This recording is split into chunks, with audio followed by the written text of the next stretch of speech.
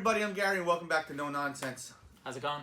Sure, you see the person sitting next to me probably needs no introduction, but I will go ahead and do the honor. This is Steven from Redolessence. Pleasure to be on your channel, man. Thank you so much. Thank you for having me. Yeah, Thank my you pleasure. so much. If you can see behind us, we're actually in Steven's house, and we have a good one for you today. I'm super excited to bring to you guys another review. And today we're going to talk about Tom Ford's Tobacco Oud Intense. Yeah. It was a 2017 release. Steven, you'll want to do the notes? Yeah, I would love to. Do the breakdown for us? I have a little bit of a cheat sheet here, but obviously there's tobacco in here, there's oud in here. Mm-hmm. Up on top, we also have a bit of castoreum. I think it's characterized by a lot of amber as well. Correct. Some additional notes, tonka bean, labdanum, which gives it a bit of a sweet smell. It's a sweet resin. We have patchouli, which adds a nice green earthiness, cedarwood, coriander, and sandalwood. Awesome. Before I get into it, this is the first time you're smelling this and wearing this, correct? Or It's the first time I'm wearing it. okay, so but I have you smelled have it before. Yeah. smelled it previous. What do you take? What's your take on it? Okay, so I know usually I try to go into things with a pretty clean slate. Mm-hmm. But with this one, I just remember upon initial release, everybody was talking about how it reminded them of Amber Absolute. Correct. And I think it was you just took away right what I was going to go with. I don't know. For me, it was kind of like a fly-by-night kind of thing where I smelled it for the first time and I'm like, oh, okay, people are right. Because at that time, I think Amber Absolute was still discontinued. So I had smelled it, but like a year or two prior. Right. So I only had a faint recollection of what it Okay. smelled like. But personally, I like it. Yes. I think it's a little too animalic, though. Okay. Yeah. Me personally, this is a home run for me. I really, really like this. Yeah. Projection Sillage is a monster. On clothes, I don't even know if I would put it on clothes because if you spray this on cotton, it's probably going to stay with you the duration that you own it. Yeah, I can see that. You own the shirt. It's going to stay forever.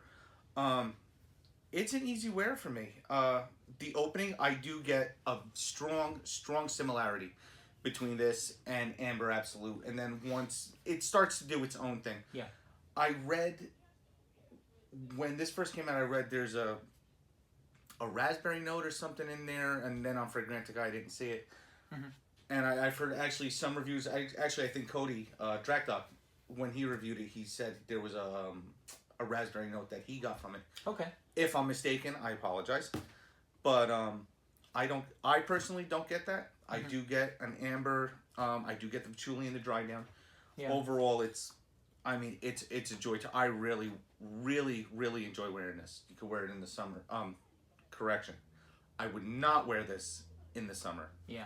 Yeah. I could do it formal or casual, either where I really like it. I was gonna say the same thing. I think this is really where it has a chance to shine. Mm-hmm. If you're gonna wear this dressed up, just because there is a level of sophistication about it. Without a doubt. I think it's a little bit challenging to the wrong person.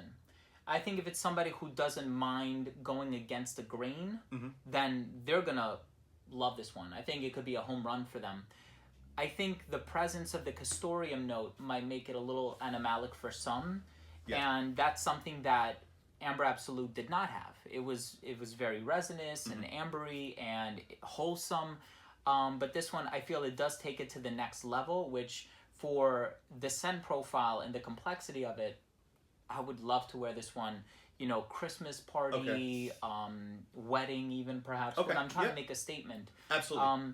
This is definitely a statement fragrance. Oh yeah. As far as compliments, I've been wearing this on and off for the past couple of months. Haven't really gotten any positive. I haven't gotten any negative compliments. Right. But I really haven't gotten any compliments wearing this. Aside from my own, where when I spray it, I'm like, damn, that smells good. You always gotta love it on yourself. Oh, man, that matters. That's so important. But it's funny because, all right, so today you made this your scent of the day. Correct, yeah. And you walked through the house and I smelled it on you immediately. I didn't say anything, but I did smell it on you as soon as you walked in. But never did I stop and think to myself, man, he smells animalic. You know, so I think that's because I'm digging my nose into it, you know, but in the air, just as a passerby, like, I don't think they would think that. On the initial spray, it's in your face. It's loud when you first spray it on. Once it becomes, after like 7-8 hours, when it's really like, by the time it becomes a skin scent, it's really soft and it's really nice. It's really well put together. It's really well blended. Yeah. Let's talk about it being whether or not it's redundant to own this and the regular tobacco oud. Okay. My personal opinion, I think the similarities are there. I don't think it's super redundant. Is it a cash grab that they put the Intense on it when tobacco oud in its own right is a powerhouse of a fragrance? What are your thoughts? I personally, so I'm trying to think of other Tom Ford fragrances where they did something similar, like Mandarino di Amalfi Aqua or Neroli Portofino Aqua. For those fragrances, especially in the case of Neroli Portofino, I think the Aqua was nothing more than just a cash grab. Okay. In the case of this fragrance, though, I do see the formula tweaked somewhat. No doubt. Yeah, No so doubt. I think that in the case of this fragrance, I don't think it's redundant, but if you are very conservative with your spending and you're just trying to get maybe a fragrance for this occasion, a fragrance for that occasion, or a fragrance for that occasion, then you might be fine with the original. But if you love the original, then I think the Intense might be worthy of a purchase. I would 100% agree. If you're a fan of the original tobacco oud, you're going to like the Intense. Yeah. Whereas opposed to my last video, I actually reviewed Oud Wood Intense. Yep. And they're completely opposite ends. Yeah. They didn't have to name that Oud Wood Intense. It could have been its own fragrance. It's true. But this one's out of the two, I do prefer to wear this one more than I do the Oud Wood Intense. Yeah. But they're two solid releases from the house this year. Really impressed. They have a new one coming out. I don't want to say the name of it yet because I don't know if it's real or if it's not real. Yeah. But there is rumor of we have a new one coming out. That's awesome. I'm excited. And I'm excited too. You'll tell me off camera, right? Without a doubt. All right, let's get this out. That's pretty much all I have, guys. Let me know what you think down below. Do you like it? Have you tried it if you haven't? Or what's your favorite Tom Ford? Please like, comment, subscribe.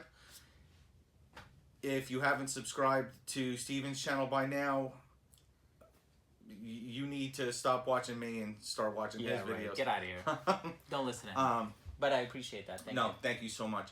Guys, like, comment, subscribe. I'll see you guys soon. Thank you so much.